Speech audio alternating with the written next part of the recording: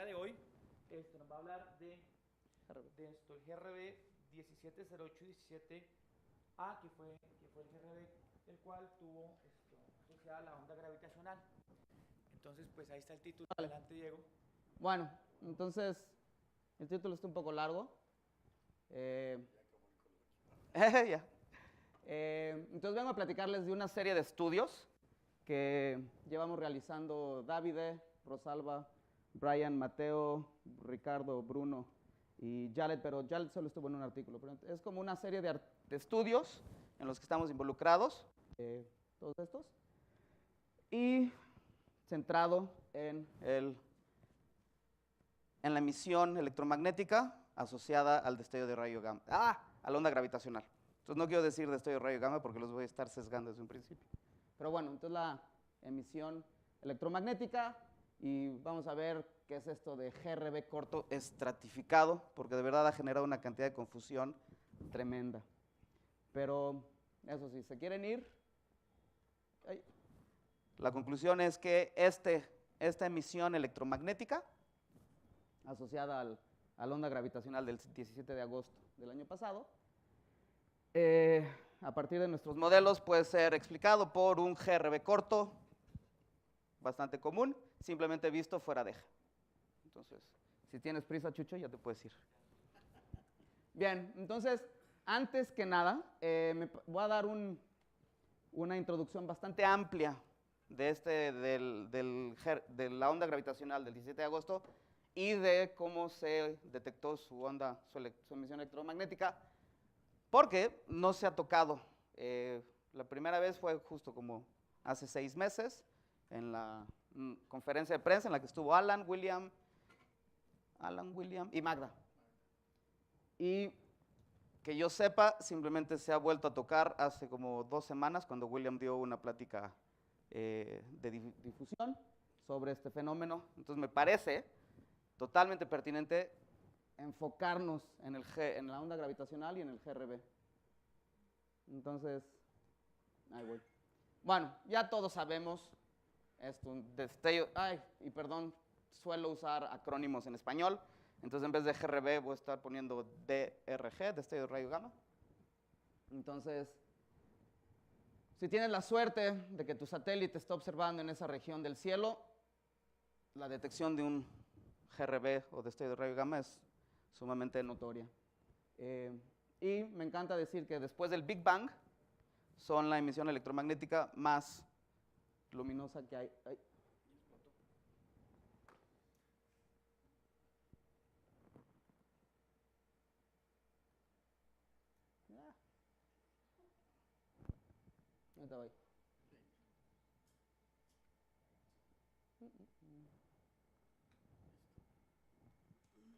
Bueno, entonces, desde su descubrimiento en el 67 o 71, bueno, primera detección en el 67 y se publicó en APJ hasta el 71, se ha estado observando con decenas de satélites.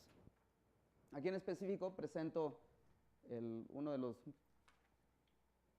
mejores satélites, digamos, que ha habido en la búsqueda de emisión gamma y X, que es el CGRO, el Compton Gamma Ray Burst Observatory, y BATSE era el detector que tenía ese satélite. Entonces aquí se ve a lo largo de toda la década de los 90 los casi 3,000 destellos de rayos gamma que detectó BATSE. Y si uno hace, y aquí los colores representan la fluencia, y si uno divide histograma la duración de cada uno de estos, entonces vieron que había estos 2 grandes grupos. Hubo todavía un tercer grupo de rusos que insistían que esto era un grupo intermedio, pero ya se desechó ese modelo. Entonces, estos se dividieron en cortos. No, entonces aquí es el número bueno, es el histograma en función del tiempo. Y van a ver, es esta cosa que se llama T90, porque lo que hacen es quitan el primer 5% y quitan el último 5%, y entonces la señal del 90% central. Y entonces están los largos, que duran la gran mayoría 20 segundos, y están los cortos, que duran aprox una fracción de segundo. Y desde un principio, esto fue Krisa Koivuletu, dividieron 2 segundos, ¿no? Porque se veía como este bump. Nada más hay que tener muchísimo cuidado, porque esta es la división que encontró Batze con... bueno, ahorita voy. Yo en específico, en esta plática, entonces me voy a estar centrando en estos cortos. Lo que sí sabemos hoy en día es que independientemente de dónde está la división, los que duran más de 2 segundos se debe a la muerte de una estrella masiva que tuvo gran pérdida de viento y al final tiene un núcleo de fierro, ¿no? Una estrella Wolf-Rayet, que en un principio tiene como 40 masas solares, rota muy rápido y tiene muy baja metalicidad. Deja un agujero negro, puede dejar una estrella de neutrones. De hecho, en un principio, Woolsey propone tipo 1 y tipo 2 de colapsar. No me acuerdo cuál es colapso directo a hoyo negro y el otro es colapso primero estrella de neutrón y luego colapso a hoyo negro. Y mientras los cortos, como vamos a ver al ratito, el modelo favorecido es la fusión de 2 estrellas de neutrones. Pero entonces, insisto, está como las... Bueno, son progenitores totalmente distintos y uno asumió desde un principio 2 segundos como la diferencia. Insisto, es peligroso decir 2 segundos porque aquí, entonces, esta es justo esta misma, pero logarítmica. Pero si uno toma ahora la de Swift, que Swift lleva desde el 2004, Batze tuvo como 3000, Swift ahorita debe ir en como 1500 GRBs detectados. Esta división de 2 segundos, que es Batze acá, se reduce a casi 1 segundo. ¿Ok? Entonces depende qué detector, en qué rango de altas energías se está observando. Esta división va a depender. Y de hecho la de Fermi está un poquito por encima, es casi 3 segundos. ¿Ok? Entonces, ojo nada más con esa división clásica que se usa desde los 90 con 2 segundos, más corto. Dime, Vladimir. Pero no solamente ese criterio, ¿no? También la dureza. Claro, pero totalmente, sí. Los fotones de los largos suelen ser más suaves que los fotones de los cortos.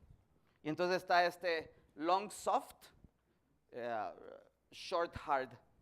Pero luego había unos que eran long hard, ¿sabes? Y era porque estaba justo como por este borde. Ajá. Entonces, en realidad, pues es una cola acá, ¿no? Entonces, nada más, insisto, esos 2 segundos hay que tener cuidado. Lo que pasa es que, bueno, otra cosa preciosa es esta emisión electromagnética asociada a la onda gravitacional de 7 de agosto, dura justo 2 segundos.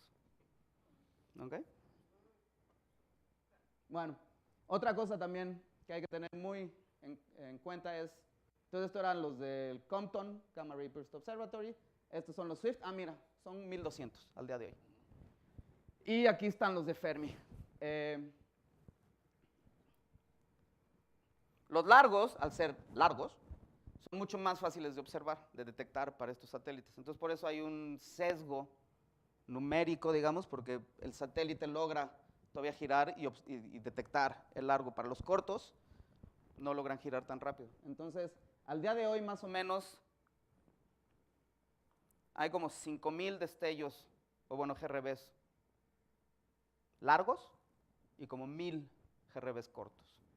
Lo que está muy bonito es, aquí no lo divide, estos son todos los de Swift, largos y cortos, estos son todos los de Batze, largos y cortos, pero aquí muy bonito, Fermi sí divide. Entonces, los azules son los cortos y los negros son los largos. Y se ve que también, o sea, independientemente corto o largo, todos siguen una distribución isotrópica. Vienen de todas partes del cielo. Bueno, del universo. En B sobre B max es igual. Sí. Ok, entonces yo voy a seguir platicando sobre los destellos de rayos gamma cortos. Qué raro, porque normalmente solo me centraba en los largos, pero ya me aburrió. Entonces, para los destellos de rayos gamma cortos, el modelo más favorecido es esta fusión entre 2 estrellas de neutrones. Y de una vez les digo, hay otros posibles modelos. Sí, o sea, el colapsar, que es el típico que les platicaba para los largos. También se ha logrado colapsares que emitan un destello del orden de 2 segundos. Del orden de segundos. Y también hubo modelos en un principio más, bueno, que parecían más fáciles, pero de hecho con simulaciones resulta más difícil producir la energía inicial, que era estrella de neutrón contra gigante roja, o estrella de neutrón contra hoyo negro, y luego ya cosas más exóticas que seguro a Dani le gusta, como estrellas de quarks. Pero al día de hoy, entonces, el más favorecido es este. Tienes 2 estrellas de neutrones, su campo magnético, y eventualmente acaban fusionándose, y una de dos, o generas una estrella de neutrones, ¿cómo se llama? Hypermassive Neutron Star, o, bueno, que eventualmente decae en un hoyo negro, o directamente generas un hoyo negro.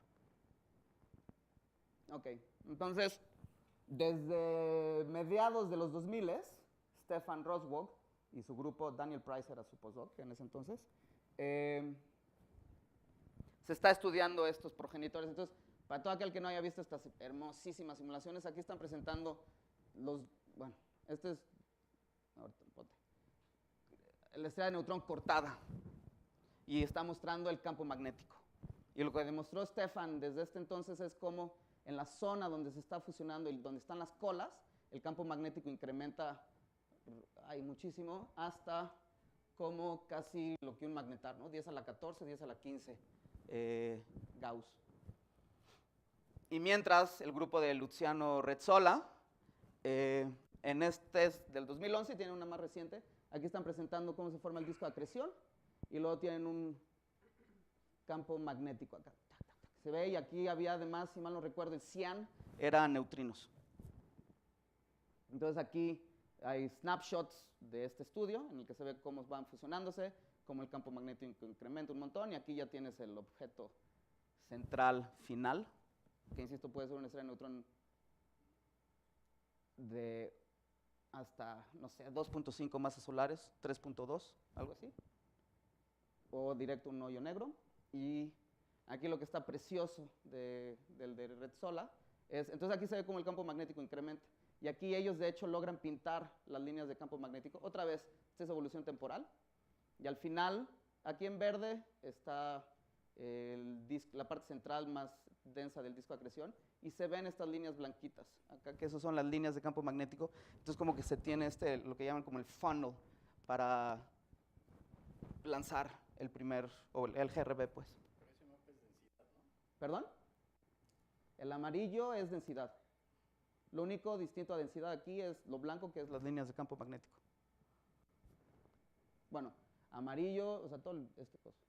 De amarillo hasta naranja, ¿no? Que es justo lo que ves acá.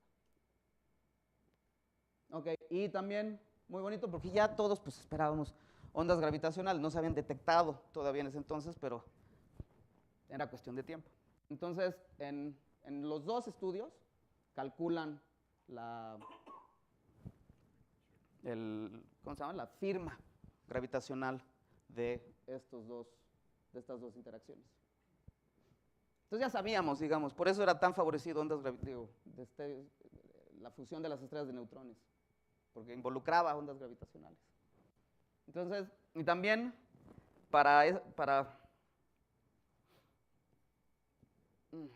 todo aquel, digamos que, ¿cómo lo digo? Bueno, el destello de rayo gamma, pueden escuchar muchas veces la prompt phase o el afterglow, e involucran dos momentos totalmente distintos en la evolución del destello de rayo gamma, ya sea para corto o para largo, ¿sí?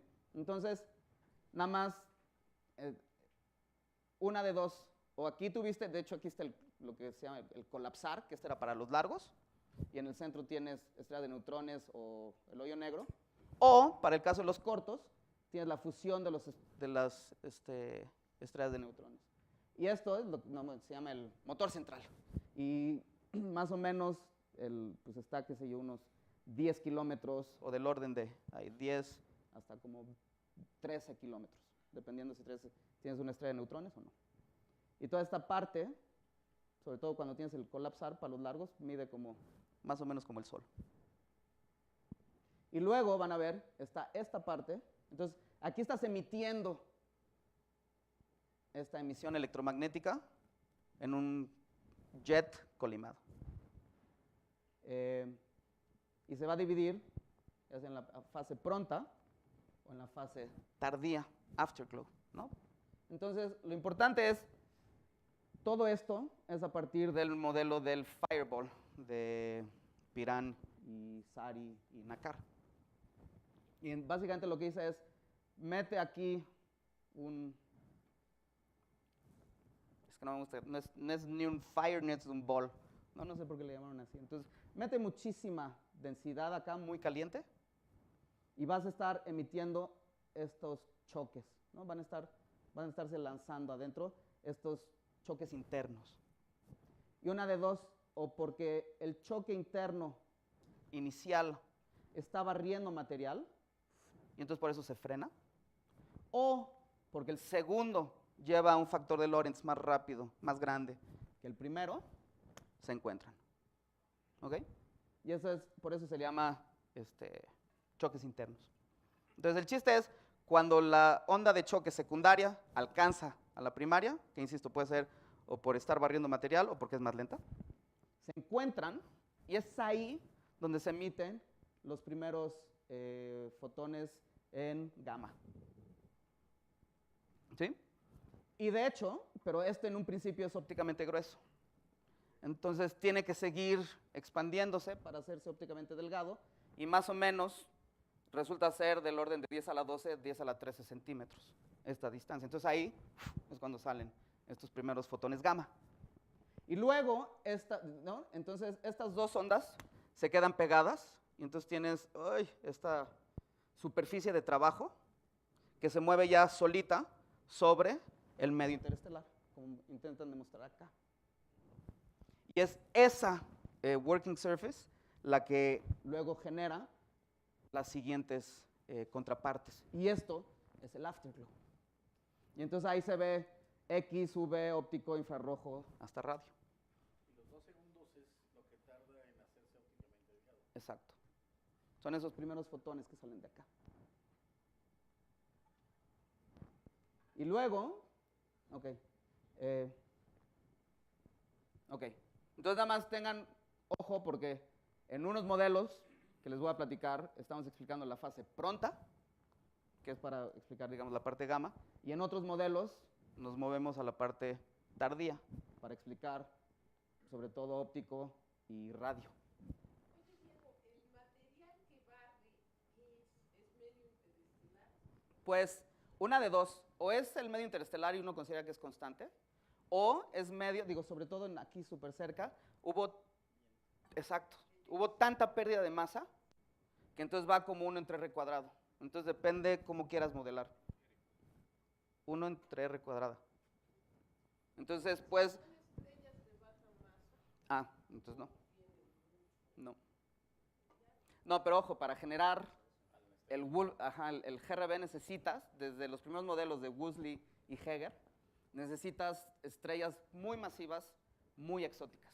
Y sobre todo es que hayan perdido toda su envolvente de hidrógeno, y esto es porque rotaban rapidísimo y tienen muy baja metalicidad. Pero eso sí va a ser una gran diferencia entre largos y cortos, ¿no? Claro. Si hay viento. Pero, y de hecho, o sea, cuando es la fusión de las dos estrellas de neutrones, el material que lanza es mucho menos denso y hay menos material que tiene que atravesar. Digamos, para los largos típicos, cuando lanzas el jet, tiene que atravesar del orden de 10 masas solares. Ahorita, en la fusión para los cortos de las dos estrellas de neutrones, el material que lanzó, el jet tiene que atravesar 1/100ª de masa solar. Ok. Y luego, bueno, no me puedo ir sin mencionar LIGO y Virgo. Entonces, como todos sabremos, desde el 2015, LIGO empezó otra vez en su actualización en ese momento, y justo en sus momentos de actualización, por cierto, aquí está entonces el de Livington, que es el L1 y H1 en Hanford, cerca de Nueva Orleans, cerca de Seattle. Y justo en su fase de pruebas detectan, ¿dónde estás? Acá, el 14 de septiembre. Y acá, pero lo que estaba requete mal, entonces el área proveniente solamente la podían calcular entre el desfase temporal de acá a acá. Era el único modo en el que podían decir, bueno, viene de esta región del cielo. Y entonces por eso, con esto se detectaron, entonces está el primero, el del 14 de septiembre, el Boxing Day, y uno todavía más reciente, hace casi un año.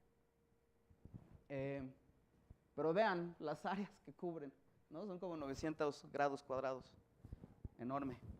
Entonces luego en el 2017, a mediados del año pasado, se incorpora el detector de ondas gravitacionales Virgo, que está aquí en Pisa. Y con eso es muchísimo menos sensible y los brazos son mucho menos largos, ¿no? Aquí son como 4 kilómetros y si mal no recuerdo, son como 500 metros. Pero ayuda muchísimo, sobre todo, para reducir esta área enorme que había acá. Entonces, y otra vez parece broma, entonces en los primeros momentos de prueba, el del LIGO Virgo, detectan el primer, ¿dónde estás? Acá, no, ya no me acuerdo. Exacto, entonces, detectaron, exacto, primero detectaron y este sí lo sacaron luego, porque lo que hicieron, no, por supuesto, cada onda gravitacional tiene su paper. Entonces, en este fue pues, porque fue el primero. En este fue, si mal no recuerdo, porque, ya me acuerdo. Este fue porque fue el primero, este fue lo novedoso, digamos, lo que discuten, este era como 29 contra 36 masas solares, este era como de 12 contra 10. Entonces aquí, a partir de su primer mecanismo, determinan las masas. Aquí necesitan meterse al ruido para determinar las masas en su siguiente mecanismo. Este es porque venían con rotaciones distintas. Y luego salió en el que ya es LIGO Virgo, explican su metodología. Y explican cómo de los 900 grados cuadrados lo reducen en este caso a 60 grados cuadrados. Y lo escondieron como mes y medio. 17 de agosto de 2017. Y además, bueno, luego les cuento. No, de una vez. Yo estoy emocionadísimo porque es justo mi cumpleaños. Entonces, por eso me es facilísimo recordar la fecha de este. Bueno, entonces, y de hecho fueron 30 grados. ¿Ok? Entonces, como sucedió, aquí está LIGO Virgo. Además, es fabuloso. LIGO, en ese entonces, no me acuerdo cuál, si Hanford o Livingston, estaba teniendo problemas, tenía un glitch, y logran arreglar el glitch, y se ve, no dice cuál es este. Bueno, uno de los dos, no me acuerdo si Livingston o Hanford, tenía un glitch acá, como que se borra un poquito, pero luego le pasan una máscara y lo logran dejar casi igual de bonito que este. Entonces, 17 de agosto, sucede esta onda gravitacional y LIGO Virgo tarda casi media hora en sacar el GCN de esto. Una circular, perdón. El anuncio. Lo curioso es que 16 segundos, o bueno, casi media hora antes, Fermi había dicho de tal región, y bueno, dicen, detectamos esto y de tal región del cielo. Y media hora antes, Fermi había dicho, bueno, de esa región del cielo también detectamos esta señal. ¿No? Pues, a ver, Nanza, que tenemos, sí, el anuncio. De hecho, aquí se ve cómo está la onda gravitacional y tarda 2 segundos en luego ser lanzado el GRB. Pero en cuestiones, digamos, de gossip, de chisme, primero salió el GCN de Fermi y luego salió el GCN de LIGO. Y entonces ya con esto la gente ya estaba bastante emocionada y resulta que una hora después, Integral, bueno, para todo aquel que no sepa, entonces Fermi e Integral son estos detectores que están afuera de la atmósfera y están buscando rayos gamma y rayos X. Y entonces Integral también detectó este incremento en altas energías. Sí, sí, sí. Lo que está muy bonito es LIGO sin Fermi no hubiera hecho esta noticia, pero Fermi sin LIGO tampoco. ¿Sí? Se requiere porque LIGO lo único que dijo es estamos detectando a tal distancia, 40 megaparsecs, estas ondas gravitacionales de 1.3, casi 1.4 y 1.4 bastante, cerca de 1.4 contra 1.4. Masa. Pero no podían decir son estrellas de neutrones. Lo único que pueden decir es tal masa. Pero luego, si hay esta radiación electromagnética viniendo exactamente de la misma región del cielo, todo apunta a que es un GRB corto. O eso apuntó inicialmente. ¿Ok? Entonces, a partir de esto, de verdad, al menos el mundo astrofísico de altas energías fue bastante divertido y se detonó una cantidad. Ah, no, y sobre todo con esto, fíjense. Aquí, entonces, otra vez. Entonces, este verde es lo que decía LIGO Virgo. Este azul de acá es el área, bueno, de los 30 grados en los de la región del cielo, ¿cómo es el tiempo? Okay. Los 30 grados de la región del cielo. Aquí está el área de Fermi y aquí, eso es lo de integral. ¿Ok? Y entonces, a partir de esto, todo el mundo empezó a observar. Y fabuloso es, de hecho, ahí había como 16 galaxias. Y entonces, si mal no recuerdo, Enrico me estaba comentando que 16 galaxias, su grupo logró checar todas en cuestión de hora y media. Y sobre todo, la que vieron, ¿no? Entonces, aquí está la galaxia SSS 17A, Swope Survey no sé qué. Y aquí esto antes no estaba, y en el 17 de agosto este puntito sí. Y entonces ese es el... ¿De dónde está? Ajá, el visible. La galaxia es NGC 4993, ajá. Ah, mira, exacto, es la misma. Entonces aquí no hay nada y aquí sí hay. Ok, esto es el 28 de abril y este es justo el 17 de agosto. Ajá. Ok, entonces, de verdad, con esto se detonó la locura en el mundo astrofísico de altas energías. Entonces, por lo que me cuentan, nunca en la historia, miento, desde la supernova de 1987A, ningún fenómeno u objeto celeste había sido observado por tantos detectores telescopios. Y de hecho es el mero mero. O sea, desde que Fermi, Integral y LIGO dijeron, en esa regioncita del cielo estamos viendo ondas gravitacionales y emisión electromagnética de altas energías, gamma. Entonces, al menos 100 detectores y satélites, no sé, Swift, Fermi, Integral, XMM, Chandra, NuSTAR, Conus Wind, y no me acuerdo, hay alguno, Agile. Y aquí están los de ondas gravitacional y están todos los de telescopios en todas las longitudes de onda. Se le buscó con todo, incluso aquí, perdón, me faltó neutrinos. O sea, hasta Super Kamiokande, el que está en el Mediterráneo, que no me acuerdo de su nombre. Antares también buscó. No hubo neutrinos, es lo único que faltó. ¿Okay? Entonces, de verdad, y esto es lo que tuvieron escondido por como mes y medio. Hubo no me acuerdo quién fue, un astrofísico que estaba involucrado dentro de esta colaboración, y el 17 de agosto sacó ahí un tweet y dijo, ondas gravitacionales y luz, algo así como que se te caigan los calzones, y con eso el resto de la comunidad que no está involucrada en este estudio, pues sabíamos que de verdad había la detección. Y entonces este fue el primer artículo en el que es tremenda.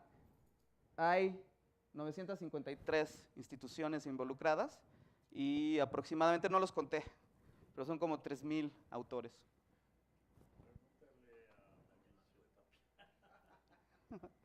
Y de hecho, exacto, a Mauricio le va a encantar esto. Entonces, dentro de esto, pues sí hay que presumir, Débora Dulcin estaba involucrada en toros, que detectó óptico. Está en el noroeste de de Argentina, este telescopio. Y bueno, por supuesto Hawk, que buscó, pero no encontró, porque este destello resulta, esta señal está muy al sur, entonces Hawk no logró su región, no vio nada relacionado con este destello o onda gravitacional. Y Ratir, ¿no? Entonces aquí William, Alan están involucrados. Bien, bueno, entonces también como acordeón, me gusta mucho esto entonces porque de verdad te dice en qué se buscó la onda gravitacional, pues aquí está su detección, y luego gamma, X, UV, óptico, infrarrojo, radio. Y aquí sí conté, son como 89 telescopios o detectores o satélites. Y cada raya significa se buscó y cada circulito significa se detectó. ¿Okay? Entonces, una cosa súper curiosa es que hasta como 9 días, por más que Swift y Fermi buscaron la contraparte en rayos X, que es súper típico, o para un GRB corto típico, debería haber señal aquí a unas cuantas horas. Y no. Entonces, para empezar, esto ya es cuando, o sea, comenzó a ser atípico, esta señal. A los 9 días. Oye, ¿por qué en los de ondas gravitacionales no hay circulito? Ah, no sé. No sé. No se detectó. No sé. No sé. Bueno, pero entonces nada más vean, entonces se ha estado buscando desde segundos después, horas, días, semanas, y ahora, incluso todavía en radio, se sigue buscando, ahorita van como 210 días. Aún hoy en día el VLA sigue buscando en esa región del cielo y se sigue viendo.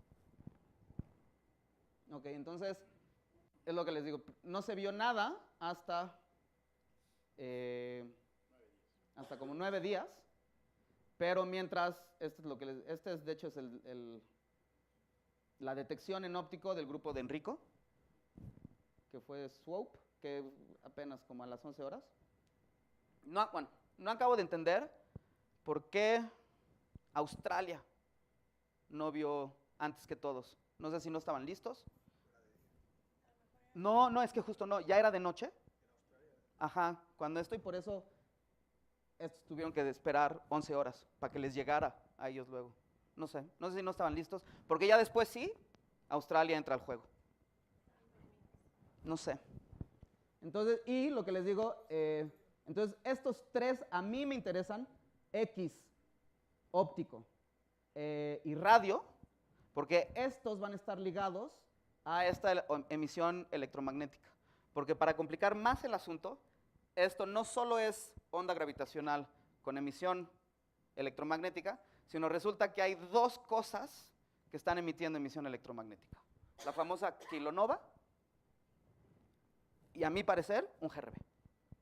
¿Ok? Entonces, la kilonova es la responsable de la parte ultravioleta y sobre todo la infrarroja.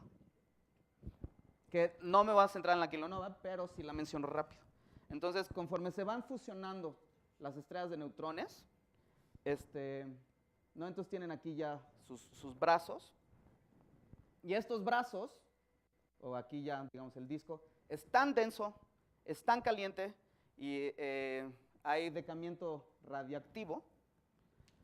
Y entonces ahí es donde se genera la mitad de todo lo que es más pesado que el fierro. Entonces, por eso insisto, a Enrico esto le encanta porque calculó cuánto oro se produce y no sé qué. Entonces, y también otra cosa muy bonita es, primero, si ven, hay un videito del HST, del Hubble Space Telescope, muy bonita, en el que primero se ve como es rojo y luego es azul.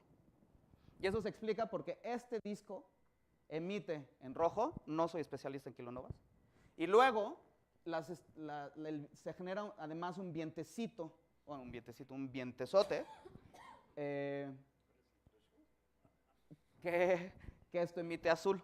Y entonces eso sí se ve, azul, el cambio de rojo a azul. Y eso es la kilonova. Y esto es lo que es visible en el óptico, un poquito en el UV y un poquito en el infrarrojo. Pero todo lo otro, X, sobre todo las partes finales del óptico y radio, eso no se explica por medio de la kilonova. Entonces lo que nosotros proponemos, bueno, ya la comunidad está aceptando es, además de esta kilonova, se emitió un GRB corto. O bueno, lo que yo digo que es un GRB. Emisión electromagnética X. Bueno, ahorita van a ver, es que hay varios modelos para esto. Y eso sí es en donde quiero centrarme. Ok. Otras curiosidades son, entonces insisto, esto era el momento en el que se produjo la onda gravitacional y hay este desfase. Que una de dos, o se debe al tiempo en que tardó las estrellas de neutrones en colapsar a hoyo negro, pero está en el borde máximo. Las simulaciones de Luciano demuestran que segundo y medio es como lo máximo que aguantan sin decaer. O la otra es, estás emitiendo radiación y es el tiempo en el que tienes que moverte como 10 a la 12, 10 a la, algo así, centímetros, para que se haga ópticamente delgado y entonces se emiten.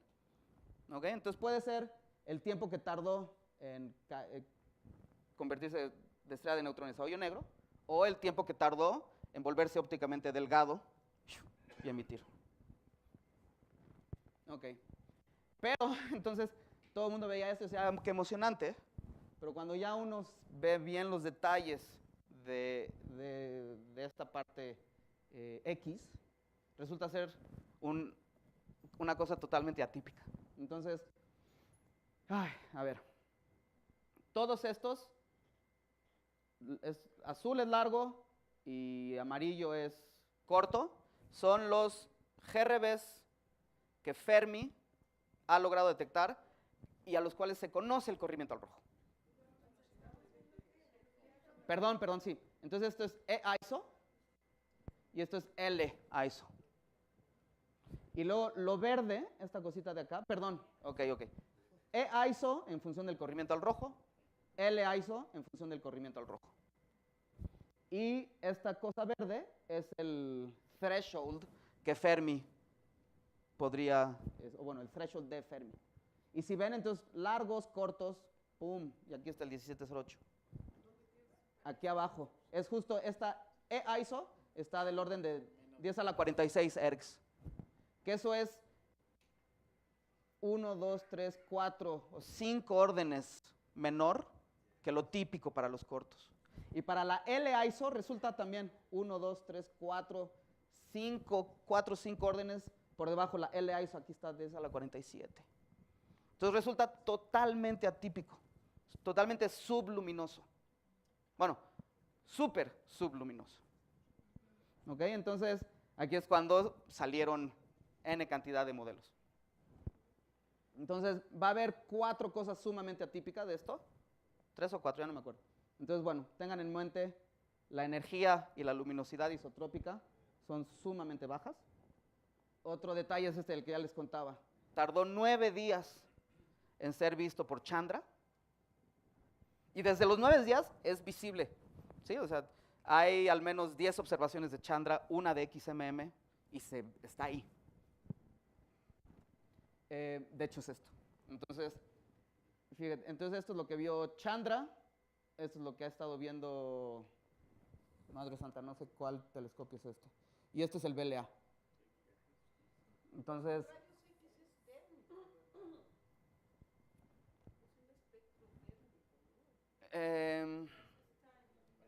sí, esto es flujo.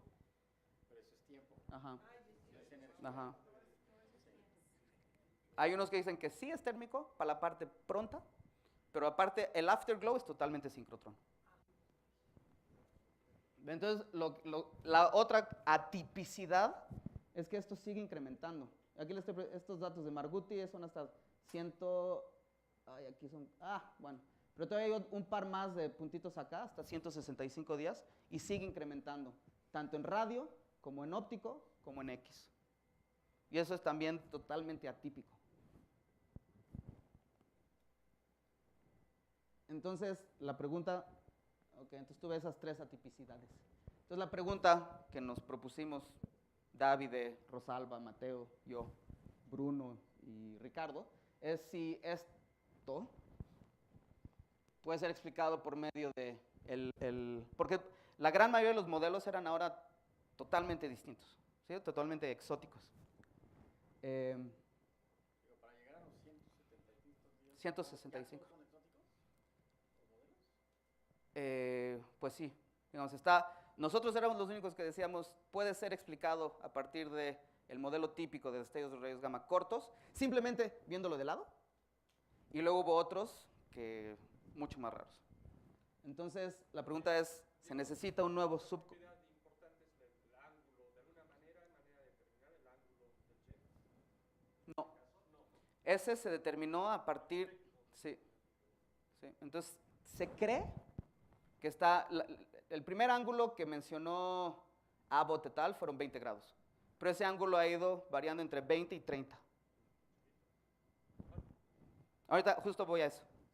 Entonces, el primer modelo que decían entonces es un jet visto de frente, pero resulta que eso no podría ser cierto porque si fuera visto de frente, lo habrías visto a unas cuantas horas después en rayos X. Y Chandra no vio nada. Entonces, desde un principio este modelo quedó totalmente descartado porque no era visible lo X a pocos días, horas. Y luego salieron estos 4 modelos. Entonces, este es también le llaman el top hat. Entonces tienes un jet, pero nada más. Y lo estás viendo de lado. Y la otra es una explosión isotrópica, que lo estás viendo también. Bueno, aquí da igual, porque pues, de donde lo estés viendo te llega face on. Pero estos no pueden también desde un principio, no pueden explicar la emisión X de 9 a 25 días. Entonces, también desde las primeras semanas se descartó que fuera solo un jet visto de lado o que fuera una explosión isotrópica, porque más aquí se necesitaba un montón de energía.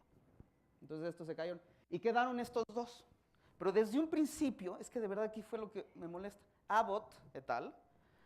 Metieron confusión. Entonces decían structured jet y jet uniforme con cocoon. Mal. Entonces esto generó una confusión enorme entre la gente, o sea, de verdad, no se sabía, incluso árbitros, no sabían la diferencia entre un jet estructurado y un jet con cocoon. Son lo mismo. Ahorita les explico. Entonces, es lo mismo. Ahorita vas a ver. Entonces, tengo aquí mi objeto central que está emitiendo un jet. Y el jet está barriendo material acá, lo está chocando y lo está desbordando a los lados. Bueno, ahí está el material chocado y se está yendo para los lados. Esto es el cocoon. Y eso, entonces tienes material chocado que viene para acá. Ay, perdón. Y ese es el cocoon. Es que aquí es lo que, para los que hacemos simulaciones hidrodinámicas, así, o sea, qué sé yo, Fabio, yo, todo jet genera un cocoon. El cocoon es una respuesta a que estás barriendo, tu jet relativista se está moviendo a través del medio. Entonces, desde un principio aquí que hubieran puesto un modelo sin cocoon, o el medio es súper tenue, o el jet no es relativista. Bueno, entonces odié este modelo. Entonces, insisto, el cocoon es una consecuencia de un jet relativista que se está moviendo a través de material denso, o para el GRB largo, o una décima incluso, una centésima de masa solar, pero se genera esto. Y luego depende qué tan denso, qué tanta presión tiene el cocoon, va a volver esto no colimado, o lo apachurra y lo colima. ¿Ok? Y entonces con eso empieza, ok. Y luego el cocoon se sigue moviendo por el medio y se expande. Entonces, esta era la inyección inicial, esto es energía en función del ángulo. Entonces nosotros inyectamos, este es el jet inicial, y después de 20 segundos, esta distribución de energía en función del ángulo ahora tiene esta forma. Y es ahí cuando dijeron, estructurado. ¿Ok? Pero entonces mi punto es, decir que es un jet estructurado es exactamente lo mismo al jet con cocoon. Y es lo que de verdad muchísima gente hasta la fecha tiene esta confusión. Sí. De verdad, hasta árbitros. Entonces, ahí está. Y ahora sí, la diferencia es, este jet es súper energético y digamos, el cocoon no lo atenúa, o este cocoon tiene tanta presión, tanta masa, que choke, ahoga al jet. Entonces, esa sí es la diferencia grande. Entonces, o tienes un jet exitoso, o tienes un jet, ¿cómo le llaman? Choked jet, fallido. Y eso sí hace gran diferencia. Entonces, cocoon, jet cocoon o jet estructurado es lo mismo. Ya solo depende de cómo es el jet. Logra estar presente después de 20 segundos, o el propio cocoon lo apaga. Bueno, no lo apaga, lo ahoga. Y aquí sí, entonces yo estoy involucrado en esta sección, y ahora sí salieron nada más un modelito más por un par de grupos, Estados Unidos y en Israel. Ok, entonces ahora sí les voy a platicar de esto, qué es lo que estamos haciendo. Y lo digo entonces, antes del 17 de agosto estábamos haciendo entonces una serie de estudios analíticos simplemente para estudiar para GRBs cortos cómo es la energía, ya sea que no se colima o sí se colima. No voy a centrar, simplemente como para que vean cómo fue la evolución, porque luego mucha gente decía que hicimos trampa, que ya sabíamos. Y de verdad no, o sea, fue así. Antes del 17 estábamos involucrados en este estudio, y lo que hicimos es, por cierto, entonces a partir de esta serie de soluciones analíticas, si lo transportamos a cómo sería para el threshold de Swift, vemos que esto es el flujo en función del tiempo. Por un breve tiempo, 1 o 2 segundos, esta señal vista a 40 grados podría ser distinguible por el GBM o por Swift, por Fermi o por Swift. Muy bien, dijimos, qué interesante. Entonces dijimos, bueno, llevemos esto a simulaciones numéricas. Y ahí fue justo cuando empezó toda esta chismerío, pero seguíamos sin saber. Lo único que de verdad sabíamos era lo que salió en lo poco de la GCN, o lo que entre voces sabías. Distancia, 40 megaparsecs, y más o menos el ángulo, 20 grados. Punto. Duración, 2 segundos. Y entonces ahí, primero, hicimos un estudio para la parte pronta, con simulaciones numéricas. Entonces, aquí fue 2 estrellas de neutrones que se fusionaron y generaron un jet. Y ese jet se está moviendo a través del medio interestelar. Entonces lo hicimos en 3D, lo pasamos a 2 dimensiones porque queríamos llegar a como 10 a la 11 centímetros, 10 a la 12. Y en serio, no quiero, nada más para que vean. Entonces hicimos esta serie de estudios numéricos, y al final vimos para 40 megaparsecs, y más o menos vimos, ¿dónde está? Entonces fíjate, es lo que preguntabas, Margarita. Hicimos el cálculo ya sea para nada más fotosférico, o fotosférico en el que incluyes Compton inverso, y ahora aquí sí es, digamos, para Fermi, visto a 20 grados, ¿hasta cuántos megaparsecs podrías estar viendo con este modelo? Y también hicimos un calculito de cómo sería la luminosidad vista para 30 grados, 40 megaparsecs. Insisto, esto es lo único que sabíamos. Igual que el resto del mundo. Y ahora sí, entonces, y una vez que salió, entonces todo esto fue para la fase pronta. Digo, pues ya hicimos la fase pronta, ahora hagamos para la fase tardía. Y otra vez con simulaciones numéricas que yo hice, y acá ahora sí es puro sincrotrón, Margarita. Entonces, tomamos los datos que ya se conocían para un destello de 2 segundos, factor de Lorentz, y estos son valores típicos. qué sé yo, como 5 cuando sale del objeto central, y aquí pusimos 16 grados. Esa es la única parte que podría ser criticable, porque parecería que está por encima de los 10 a la 47. Si quieren, luego me centro más en esto, pero sí hay una... Porque no sería la kilonova, ¿no? No. Y entonces lo hicimos pasar por las simulaciones 3D, 2D, y luego lo mandamos a los 40 megaparsecs.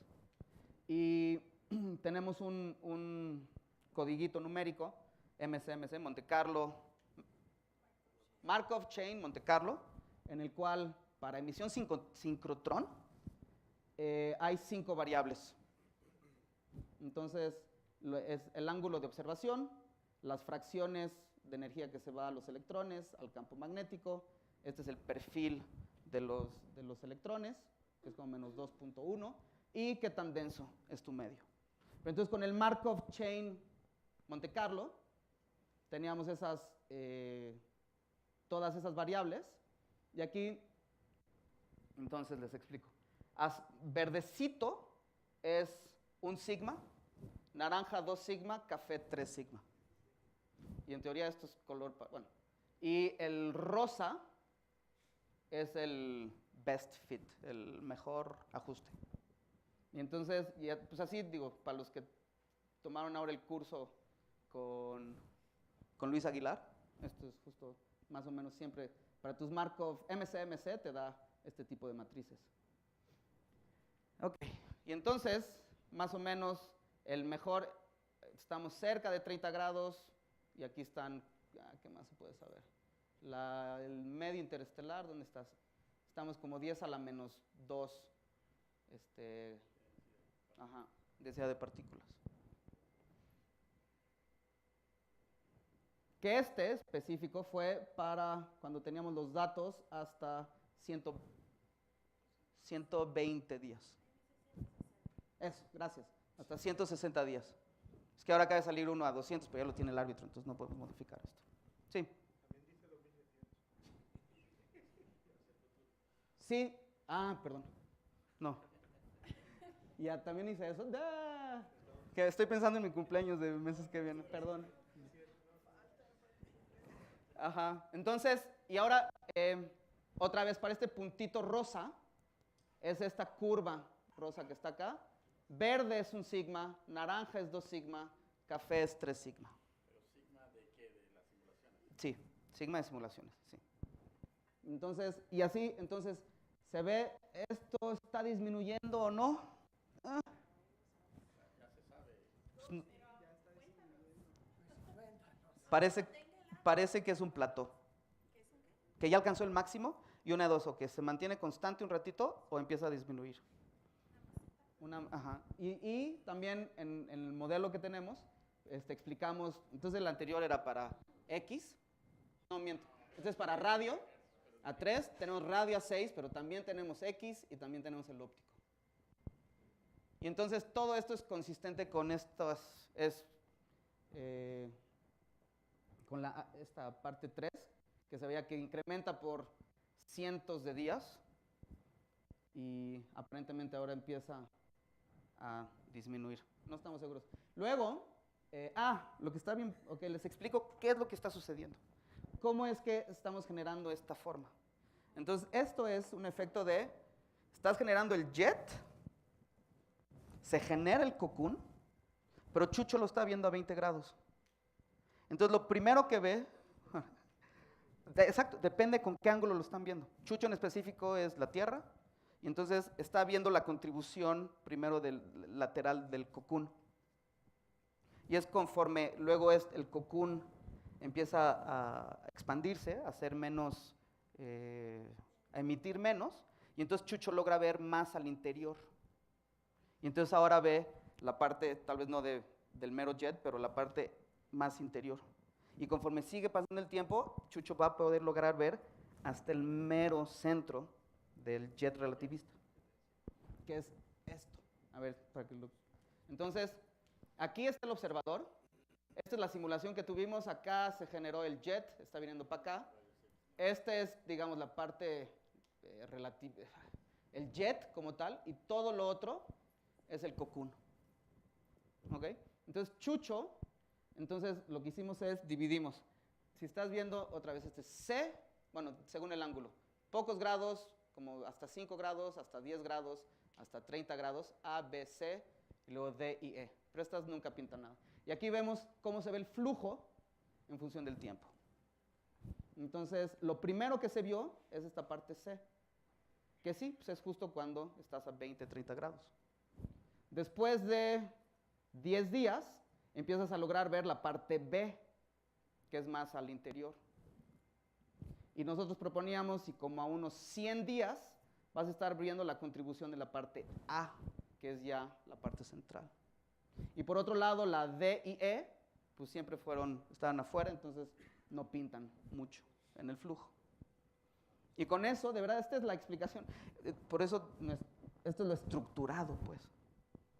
Y entonces, conforme va pasando el tiempo, ves la parte que viste acá, después esta y después esta. Y con eso logramos explicar radio, óptico y rayos X. Entonces, no estamos necesitando generar un modelo nuevo. Es un GRB común y corriente, duró 2 segundos, perdón, un GRB corto, común y corriente, que se está moviendo relativísticamente, pues sí, a través de un medio de como 10 a la menos 2 partículas por centímetro. ¿Qué es el material? Pues es el material que se eyectó durante la fusión de las estrellas de neutrones. Son neutrones, pero después genera otros elementos. Ajá. Es materia, pero ¿qué materia? Sí, el gas. Ajá.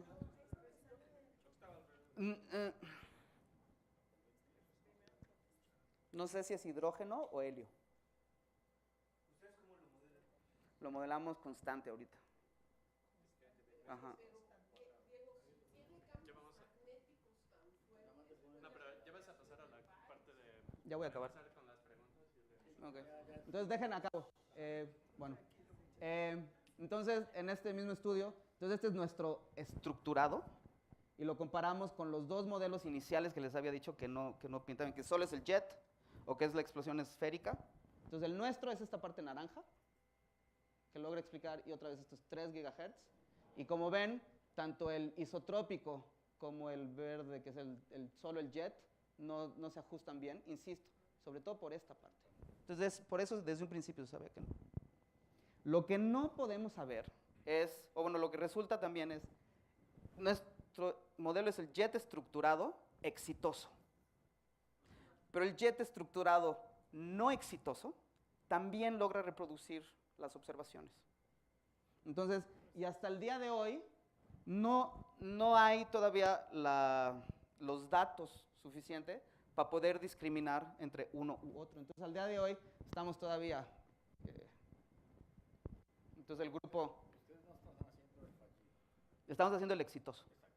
Y el fallido lo pusieron los otros que citaste. Sí, ¿No tienes una gráfica? aquí está. No, es al revés, ¿no? El exitoso sí sale, Ajá. fallido. Se muere, se ahoga. Es que está al revés. Otra vez. Perdón. Fallido, exitoso. Ajá, con el dibujito. ¿Ok? Y entonces, este ya no fuimos nosotros, este fue Rafael Amarguti, que se basa en el nuestro, y ellos hacen, el nuestro es este azul, el suyo es este que es también exitoso, pero simplemente cambian epsilon E, epsilon beta, medio interestelar, en algún lado. Y lo que sí es, el de Muli, que es el fallido, rojo, como que no, sobre todo acá en los X, no logra explicar tan bien como el caso exitoso.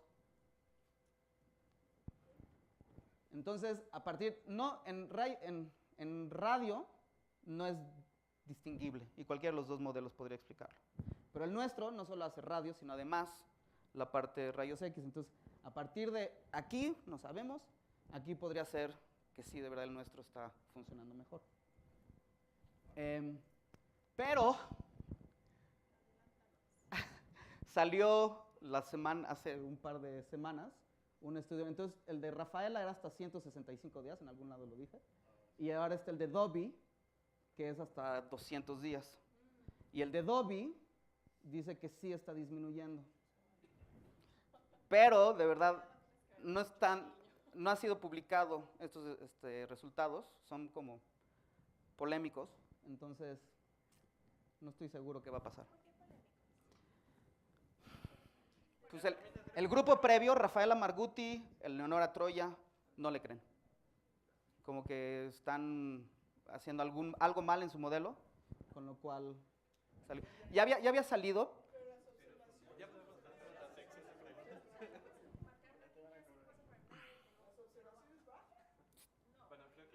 Depende del modelo que están utilizando. Ya voy. Entonces, lo dejo aquí, en que es un parteaguas, este fenómeno, el 17 de agosto. La primera vez que hay ondas gravitacionales y emisión electromagnética. Es totalmente atípico. Hay, entonces, onda gravitacional, la kilonova, y además, lo que nosotros decimos que es un jet relativista, corto, que lo estamos viendo de lado. Ahora, lo que sigue todavía en veremos ¿es exitoso ese jet o se ahoga el jet? Y eso, lo que sea ahora, el VLA está buscando polarización. Y según esto, con polarización, pues si ves cosas alineadas como un jet, pues entonces el exitoso va a ser el más favorecido. Pero si ves polarización no alineada a un eje, entonces va a apuntar más al jet ahogado y a este caso.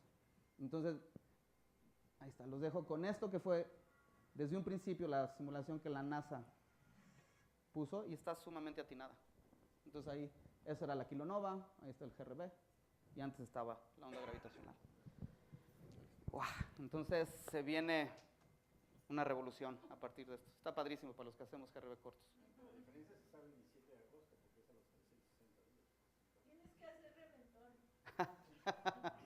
Bueno, entonces está ahí. Gracias. ¿Preguntas? Margarita. Sí, bueno, a mí me parece padrísimo todo y justamente aquí en esta simulación que hacen, Animación.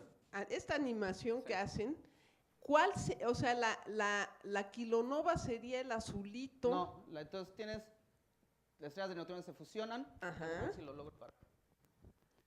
Ahí, primero, si Ajá. ves, está el GRB. Ahí están Sí. las ondas gravitacionales. Ajá. Y luego, eso. Esa es la kilonova, Ajá. ¿no? Ajá. Pero el rojo sería el jet, ¿no? ¿O cuál sería el Entonces, jet? fíjate otra vez. Ahí está el jet. el rojo. Entonces, primero este es el disco producido post fusión de las estrellas de neutrones. Ajá, Ay, ¿dónde estás? Que se hace azul y luego rojo. ajá. Todo eso es la kilonova. Ahí se están formando todos estos materiales. Todo el material. lantánidos. Ajá. Y mientras, es que el GRB ya está por acá. Ahí está. Ese Entonces, sería el aquí jet. está la kilonova Ajá. y aquí está Y ese el sería GRB. el Que primero aquí es la fase GRB. pronta, Ajá. y luego esto sigue evolucionando y se ve ahora el afterglow. Ahora, si los campos magnéticos ahí son muy intensos, ¿En dónde? ¿En el objeto Pues, central o en el medio no interestelar? sé, no, en el objeto central se pueden formar pares, positrón, electrón, Ajá. y entonces mucho del material del jet podría ser eso, ¿no? Dejando los lantánidos y todo eso cerca de la estrella y teniendo pues elementos más ligeros ahí, Sí, ¿no? sí. Entonces, ahorita, de hecho, el siguiente paso, por eso estamos con Ricardo Sciolfi y Bruno Giacomasso, ellos se dedican a la fusión de las estrellas de neutrones. Entonces, ellos nos van a decir cuál es el objeto central, bien, digamos la masa, y sobre todo lo que nos interesa es cómo es el medio alrededor. Porque ahorita, Emilio, todavía lo tenemos medio de juguete. Sí. Pusimos un medio constante. Sí, y va a ser 1 entre R cuadrada, yo creo. Al principio. Sí, sí. Y luego ya no. Sí. Sí, justamente en esa dirección iba mi pregunta. En realidad, muy bonito el modelo, pero hay, supongo, un montón de suposiciones. Un montón. Por ejemplo, esta que mencionaban, ¿cuál es la densidad? Si decrece como uno R a la -2 o no. Bueno, hubo dos explosiones antes, ¿no? Para que hayan estrellas de neutrones ahí. Supongo que el medio realmente ahí quedó totalmente Sí. Ahorita- vacío, ¿no? ahorita Es una no sé burbuja, si ¿no? se ve. Estamos suponiendo el medio constante. Constante con 10 a la -2, ¿no? Ajá. Y la otra es también... Y en realidad este 10 a la -2 aquí, bueno, 10 a la -2, en el modelo Monte Carlo, 10 a la -2 partículas, pero numéricamente estamos muchísimo por encima porque nuestros gradientes de densidad y de presión no llegan a ese límite. Entonces nada más tenemos como 10 órdenes de magnitud entre el cocoon y el medio. Y el medio. Entonces, puede depender los resultados de Sí. eso, ¿no? Sí, sí, hay problemas numéricos. O sea, este 3D tardó como dos Claro. meses. Sí. Y otra suposición que creo es relevante es el ángulo del jet, el interno del jet. Ustedes están suponiendo 16 grados, ¿no? Ajá. Que bueno, también depende si es más o menos. Sí, lo hace ahorita, más o menos exacto, esa es estructurado, ¿no? otra cosa que vamos a hacer ahora es ver cómo las suposiciones iniciales afectan esta parte. Exacto. Esto fue un modelo que hicimos para ganarle al resto de la gente, pero sí, entonces ahora vamos a variar energía, ángulo, factor de Lorentz. Y una preguntita ingenua o una falta de conocimiento. ¿Qué es lo que colima en el caso de los cortos a los jets? En El los largos campo lo magnético. entiendo. ¿También igualito? ¿Es el mismo escenario de tipo Blandford? Sí, sí, desde un principio en esta simulación de Red Sola.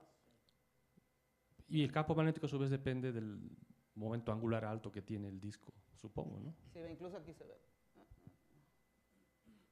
Entonces es presión magnética la que está colimando al jet. Yo tengo una pregunta desde el punto de vista observacional. ¿Por qué es tan particular este? Si no hubiéramos sabido que estaban las ondas gravitacionales y tú lo ves, no sé, horas después no ves nada y ya no lo vuelves a observar, y este se siguió porque estaban las ondas gravitacionales, entonces hubiera sido uno que no tiene afterglow. Sí. Entonces, Hubiera sido catalogado inicialmente como un orphan afterglow. entonces puede haber muchos otros que Sí, aunque claro. no haya ondas gravitacionales, Claro. tú puedes hacer este estudio, Claro. si lo sigues el suficiente tiempo. Claro. Sí, no, ahora eso, cuando arranque a fines de año Ligo Virgo, pues No, pero aún sin ondas gravitacionales, si tú ves uno que no tiene afterglow una hora después, claro, si lo sigues 10 claro. días o 20 días o 30 días, puedes ir entonces ajustando los ángulos con Sí, tus modelos. sí, sí, sí, sí. O sea, no sé cómo sea el entendido para Swift y Fermi de si no se ve nada horas después, ya táchalo. Ahora sí dirías, bueno, síguelo observando hasta 10 días. Pero entonces es raro solo porque los otros no se han seguido, no porque realmente sea raro, sino porque no se han... Muy poco luminoso. Exacto, bueno, por eso lo pudimos ver, ¿no? Porque está súper cerca. Está a la vuelta de la esquina. A ver, Diego, yo no entiendo el concepto de jet fallido. Si tienes 160 días de datos y todavía está el jet a los 160 días, ¿por qué dices que falló? ¿No? ¿O dónde falla? Lo que dice es, con ese jet fallido, es que el cocoon, exacto, jet no dominante en la emisión. O sea, más bien es cocoon domina o jet domina. O sea, siempre es la suma de los dos, en realidad. Entonces, para el caso de Gottlieb y Kate Mooley, ellos lo que dicen, lo que está emitiendo en realidad más es el cocoon en sí. El jet es casi despreciable en la emisión. Okay. No sé. Pero a los 160 días... Es el cocoon el que lo está emitiendo según ellos. Ya, nada más ves el cocoon. Ajá. Y según nosotros, era el cocoon y ahora estás logrando ver el interior. Y ahora el jet es el que está pintando ahí. Deja de dominar el cocoon. Para ellos sigue dominando el cocoon. Okay. Y puede ser que el jet de plano ya murió o simplemente el cocoon sigue siendo dominante. También es acerca del jet fallido. Ujú. Me quedé pensando ahorita que mencionaba sobre que hay como una fase plateau en las observaciones de la curva de luz. Todavía no. Bueno, más bien me quedé pensando en esa. Hay un modelo de el de Nakari y Piran. Ajá. Le dicen que el jet fallido, al parecer la curva de luz se inyectaría, bueno, como que su evolución sería lenta, como que parece constante y cae más lento, y la del jet cae antes. Entonces, ¿tú qué opinas? ¿Cuál te refieres? Ellos dicen primero va a caer X y luego, no entiendo, perdón, otra vez. Porque en los modelos en los que tenemos todavía no entra en juego la NUC, vamos a la de enfriamiento. Entonces, por eso, si ven, son casi igualitas todas las formas. Pero a partir del modelo del Fireball, justo de Piran et al., cuando NUC es menor a la NUM, entonces empieza primero tienen perfiles distintos. Y entonces el X sería distinto al óptico y al radio. Y en las curvas de radio no hay distinción entonces entre... Se ven casi iguales. Se ven casi iguales. Bueno, vamos a darle las gracias de nuevo a Diego. Y tenemos After Party. Pero ellos, los modelos del fallido no los siguen haciendo cada día. Pues